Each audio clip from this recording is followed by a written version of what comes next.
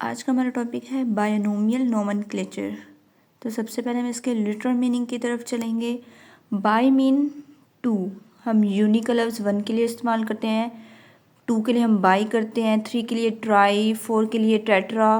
तो इसी तरह हम यहाँ पे bi mean two, nomial mean names, giving names, नाम देना।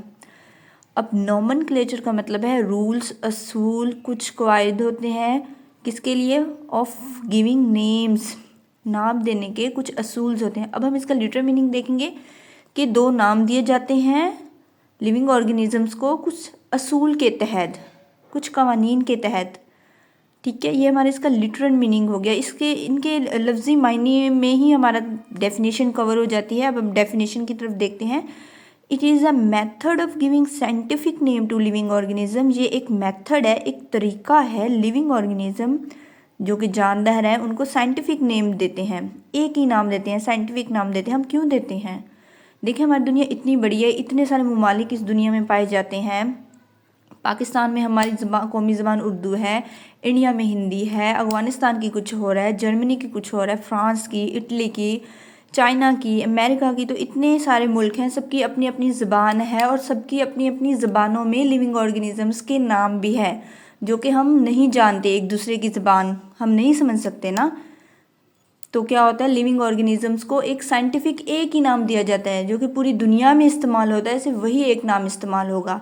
ये समझने के लिए आसान हो जाता है। देखिए, अगर हम किसी अमेरिका, किसी ब्रिटिश, किसी और मुल्क चले जाएं और वहाँ पे हम कहेंगे भाई, हम अपनी ज़बान में कहें हमें प्याज चाहिए, तो क्या उन्हें पता होगा प्याज क्या होता है? नो। वहाँ अगर हम कोई और हमारे बायोलॉजिस्ट आ जाते हैं हमारे मुल्क में और उनकी ज़बान में कुछ और ही कहते हैं प्याज को, क्या वो हमें समझ आएगा कि वो लोग क्या मांग रहे हैं? नहीं ना। तो इस तरह साइंटिफिक नेम यूज़ होता है, पूरी दुनिया में तमाम लिविंग ऑर्गेनिजम्स का एक ही नाम इस्तेमाल होता है। तो सबसे पहले इसे किसने इंट्रोड्यूस करवाया? कैरोलस लाइनस ने। ये एक स्वीडिश बायोलॉजिस्ट थे जिन्होंने फर्स्ट टाइम बायनोमियल नोमेनक्लेचर को इंट्रोड्यूस करवाया और इस सिस्टम को अडॉप्ट किया। इस स्टार्ट में तो इसको इतना पॉपुलैरिटी नहीं मिली, लेकिन विद पैसेज ऑफ टाइम ये पॉपुलर हो गया और और उन्होंने जो लिविंग ऑर्गेनिजम्स को नाम दिए थे वो आज भी हम स्टिल यूज़ करते हैं। अब जो साइंटिफिक नेम्स होते हैं वो 2 पार्ट्स में होते हैं। एक स्पीशीज़ का साइंटिफिक नेम होते हैं तो वो 2 पार्ट्स में होते हैं। फर्स्ट नेम होता है उसका जीनस नेम और जो सेकंड होता है नेम होता है वो उसका स्पीशीज़ नेम होता है। कितने पार्ट्स होते हैं? 2 पार्ट्स होती हैं साइंटिफिक नेम्स ऑफ स्पीशीज़ के।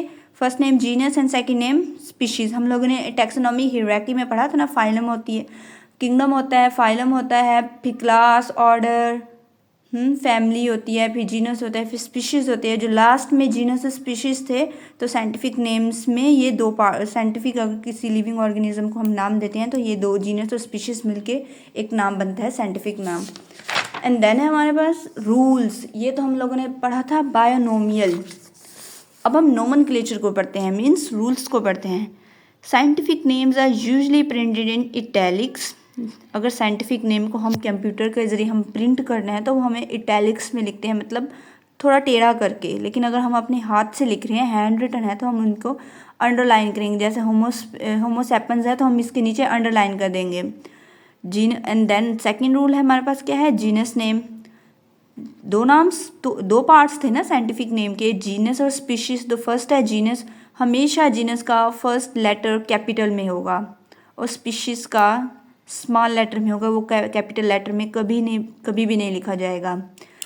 थर्ड हमारा रूल है the scientific name is written in full when it is first use. देखिए, हम एक पैराग्राफ लिख रहे हैं, उसमें साइंटिफिक नेम किसी भी लिविंग ऑर्गेनिज्म का एक बार फर्स्ट टाइम जब यूज़ होगा तो वो फुल फॉर्म में हम लिखेंगे। जैसे होमोसेपियंस है, हम फुल फॉर्म में लिखेंगे। लेकिन अगर वही साइंटिफिक नेम बार बार इस्तेमाल हो रहा है उस पैराग्राफ के अंदर, जिसके स्पीशीज़ तो बहुत सारे होंगे, मतलब मुख्तलिफ होंगे, लेकिन जीनस सेम होगा, तो हम उसको एब्रीवेट कर देंगे। जैसे यहाँ पे है इसेर्चिया कोलाई है, तो हम लोगों ने ई को एब्रीवेट किया है और कोलाई स्पीशीज़ नेम लिख लिया है। तो 3 रूल्स हैं। फर्स्ट है प्रिंटेड में है, अगर प्रिंटेड करना है तो हमने इटैलिक्स में करेंगे, अगर हैंड रिटन है तो हम उसे अंडरलाइन करेंगे। जीनस नेम हमेशा कैपिटल लेटर में होगा उसका फर्स्ट लेटर, और जो स्पीशीज़ ने का जो फर्स्ट लेटर होगा वो हमेशा स्मॉल होगा।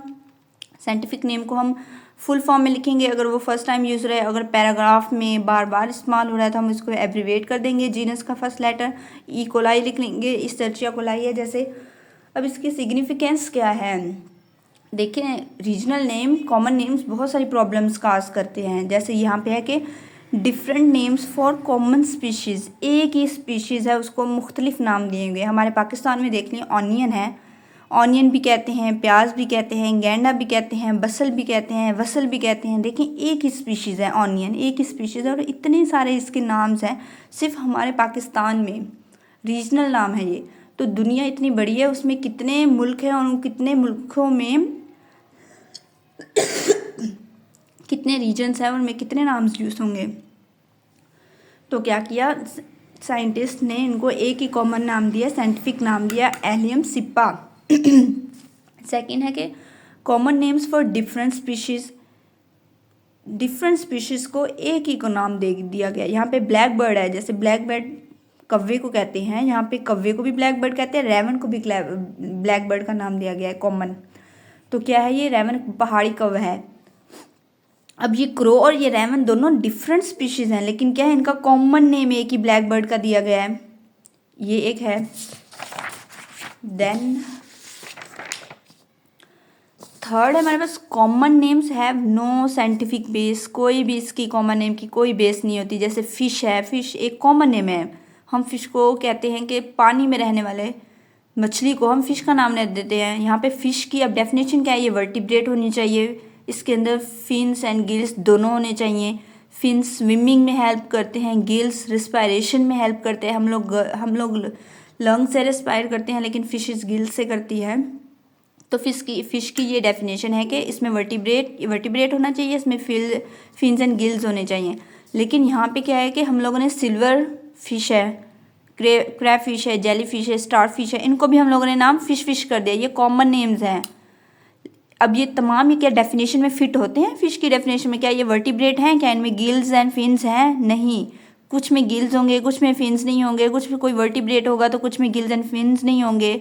जैसे ये हमारे पास स्टार फिश है, ये स्टार फिश की डायग्राम है, तो यहाँ पे कहीं पे आपको वर्टिब्रेट फिन्स या गिल्स नहीं दिखेंगे।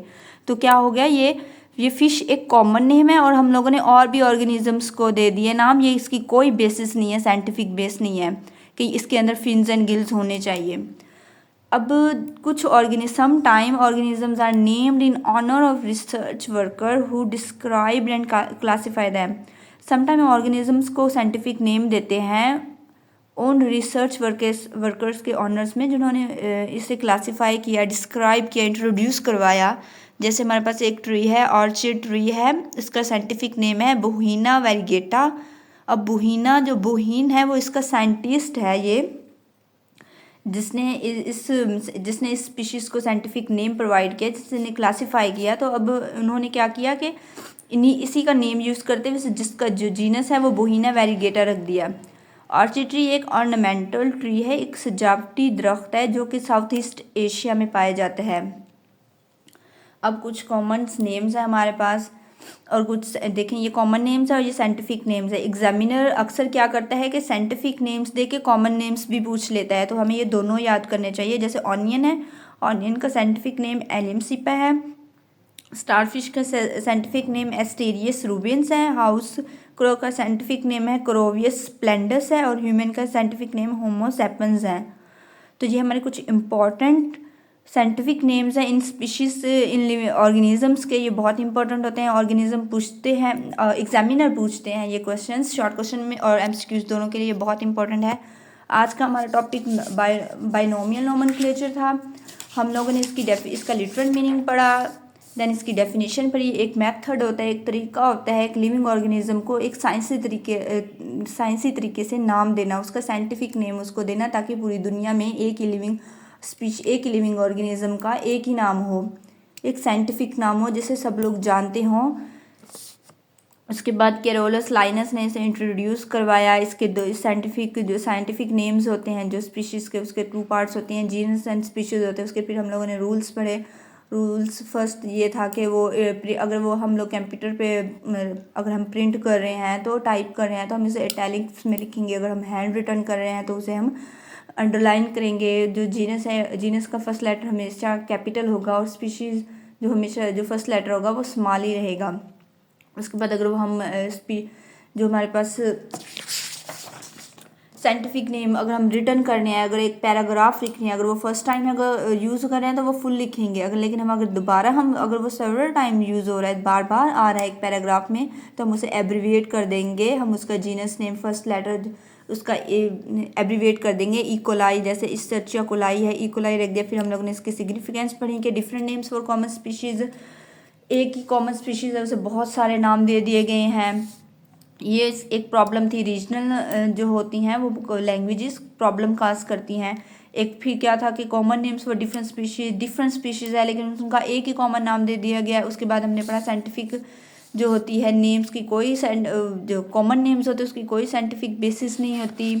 उसके बाद हम लोगों ने कुछ फिर ऑर्गेनिजम्स के हम लोगों ने साइंटिफिक नाम पढ़े। आई होप कि आप लोगों को समझ आ गया होगा। Thank you.